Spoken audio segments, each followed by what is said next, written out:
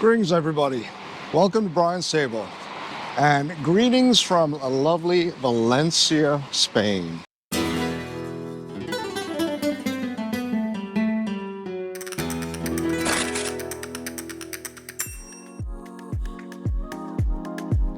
Today, I am going to be going to a paella class and hopefully learn the ins and outs of the wonderful dish paella in its birthplace.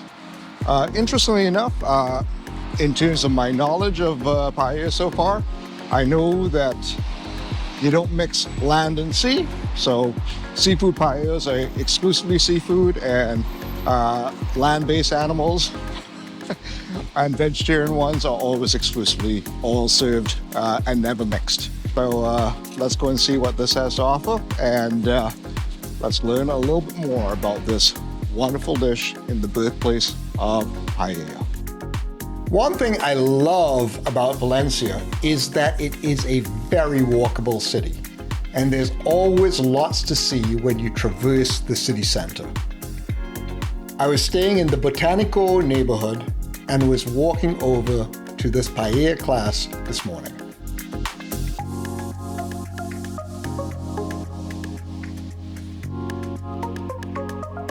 So at this point, I am approaching my group.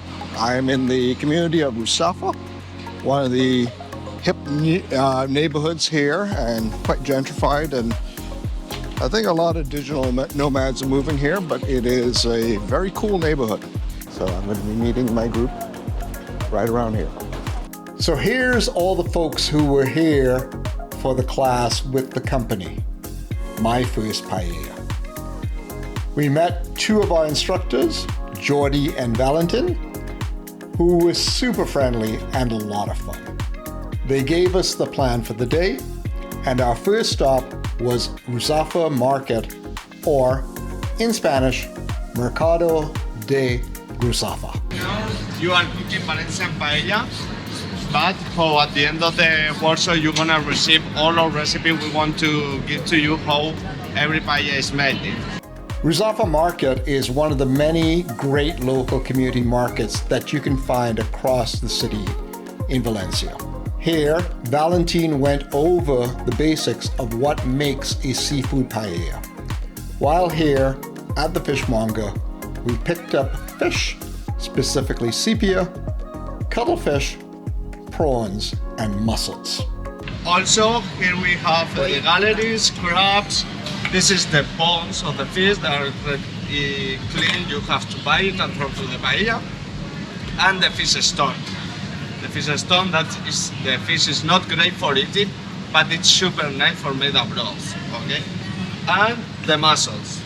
That's the mussel we are using for your tapas and for the seafood paella. Few Spanish meals are not complete without local ham. None more so than Spain's famous and delicious Iberico ham. Valentin took the opportunity to explain the differences between the quality and prices of the various grades of ham. Some of the highest quality hams can go for over 400 euros a leg. Wow. It's 58 euros a kilo, you know. Why is that expensive than this one? Okay, this pork is the pink one who lives in a farm, everyone together, the small one, you know. And this one is the brown one, big one, who lives in a green valley. He's super happy, he has a specific food to eat, depends what quality is it. They extremely care about this life, and they live better than you and me, you know, they are extremely happy. And that ham needs at least 3 years to cure. Any question about the pork, guys? No? For the vegetarian paella we are using now, and in winter we are using carrots, red pepper, now it's allowed, and zucchini and mushroom. You can add whatever you like it, no more than 5-6 vegetables, because if not at the end it will be like a tutti frutti, not a paella, okay? Well, we just wrapped up the market. It was a lovely little tour. Got to see some fantastic fresh seafood, but a really good introduction into what Valencian paella is about. As you can see, there's a lot of rules. And at this point, we're now heading on to the kitchen, and our leader for today, Jordi and Valentin, well, Jordi here, is taking us to the kitchen. Now, can anybody tell me the name of this tapa, please? Patatas bravas. Thank you so much. Esta sangria for the cameraman. Patatas bravas is the most popular tapa. Yeah? In every little town, in every city, you ask for them, you get them. It's that simple. But everybody likes to twist the recipe a little bit.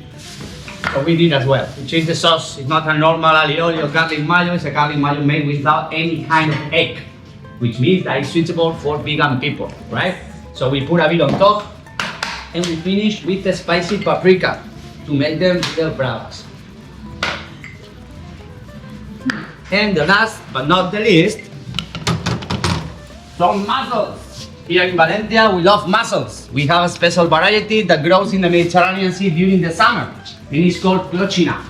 Now the clochina season is over, so we bring this from Galicia, and these are mejillones. I cook them with orange, lemon, garlic, bay leaf, and white wine. So guys, it's time for you to get closer and start eating something, because in about 10 minutes you all have to work very hard, yeah? No joking, this is a workshop, it's not a masterclass, yeah? You have to work. If you need anything, you can ask any one of us, and every empty bowl you see around the counter is for sales on trash or rubbish. Alright? Thank you guys, enjoy your tapas, bon appetit. At this point, we broke up into 3 teams. One for making the vegetarian paella, and the other 2 for the seafood and land-based paellas, respectively. So first of all, Valentin will please explain the chicken and rabbit paella For ingredients. sure. For me, the chicken and rabbit paella and the snail, we're gonna use 3 different kind of meat. White one is chicken, the pink one it's rabbit, and also the rabbit livers. That's a delicacy here in Valencia, and there's some fights about who eat the liver, you know. And the third meat is yummy snails. Yeah. Also, we are using 2 different beans, butter bean or lima bean, okay, and green bean, regular bean or flat bean. We are using also the vine, okay. And the herb we're gonna use is just rosemary. We're gonna use a lot and 3 different times, okay. Jordi, the instructor, then went over the principles and components of the vegetarian and seafood paellas. All the recipes are included with links below in the comments. Bomba, Senia, Bufera, there are different varieties. We will talk deeper about that. Only remember, not basmati, never basmati, please, never. Never long rice, never. Let's go to start, guys. Seafood paella, paella over here, vegetarian paella, and chicken and rabbit paella here. As I was on the land-based animal protein paella team, we all took roles with its various ingredients in its preparation. From flavoring the oil to grating tomatoes and cutting the beans. I was put in charge of preparing the chicken and rabbit. Somehow, they detected my sweet spot in the kitchen. Here, I learned a new technique on how to bloom saffron with pan juices. Once the proteins were cooked, we moved them to the side of the pan, and then added the beans, garlic, grated tomatoes, and paprika. Speaking of the type of paprika, This one, it's called ñora. Why?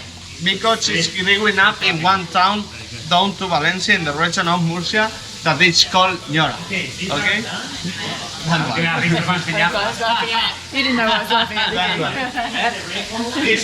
It look black, but if you see him around the light, it's super red. Okay, we grate it and This fresh is more red.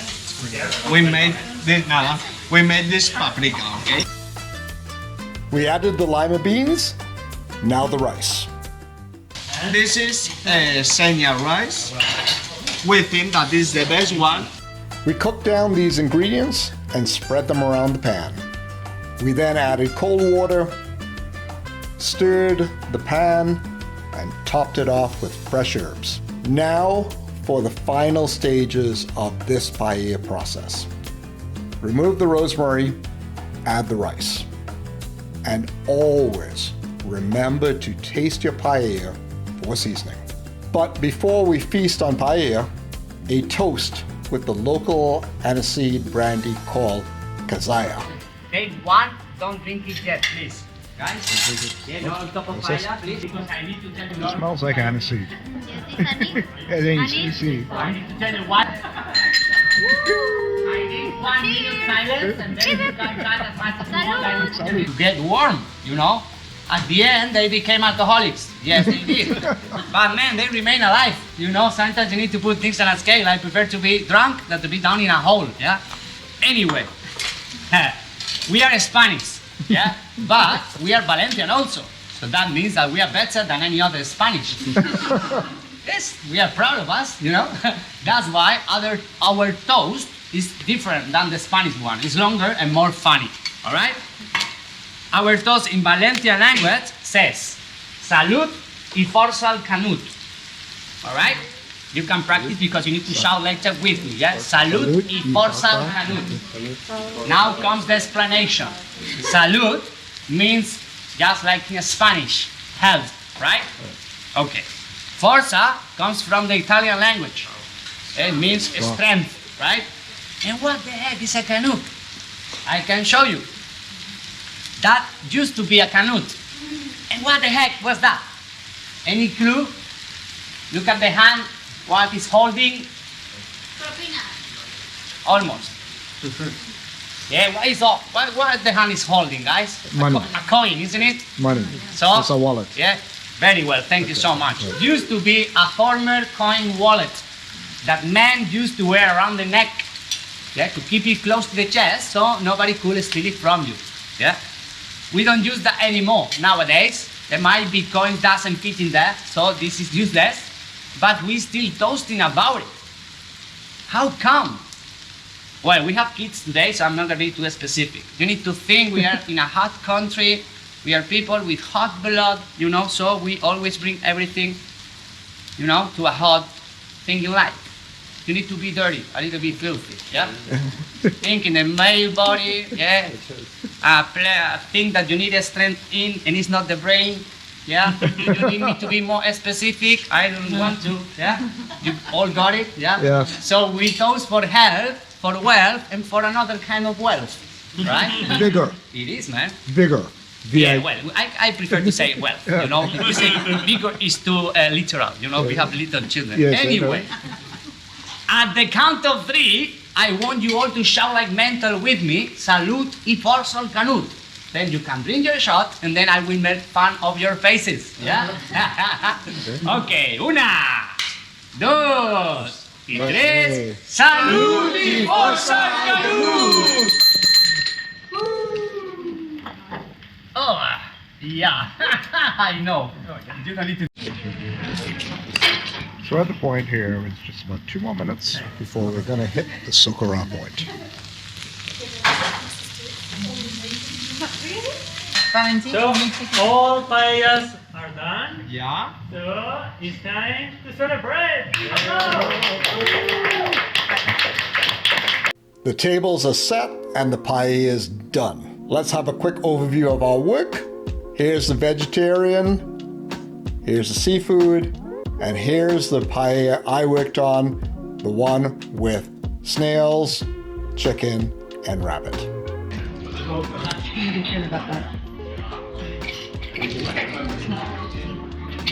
So there we have it. We have a Valencian paella with rabbit and snails. I'm gonna have a taste of the socarrat first. Oh my. Let's dig in and have one of the snails.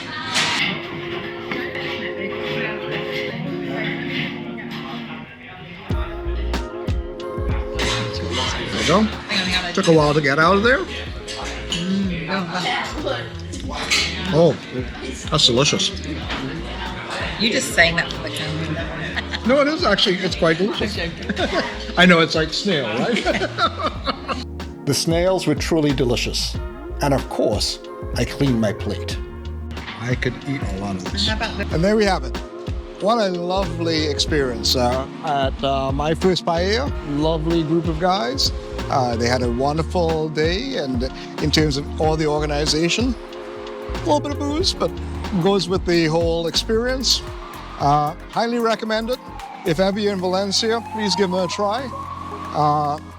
And you too could learn how to make paella the Valencian way.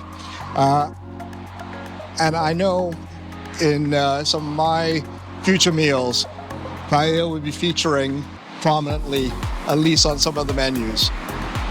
I'm going to be closing things down here now. And if you are enjoying what you're seeing, hit the like button. Please subscribe. Thanks for watching. And you guys, go out there, keep tasting the world.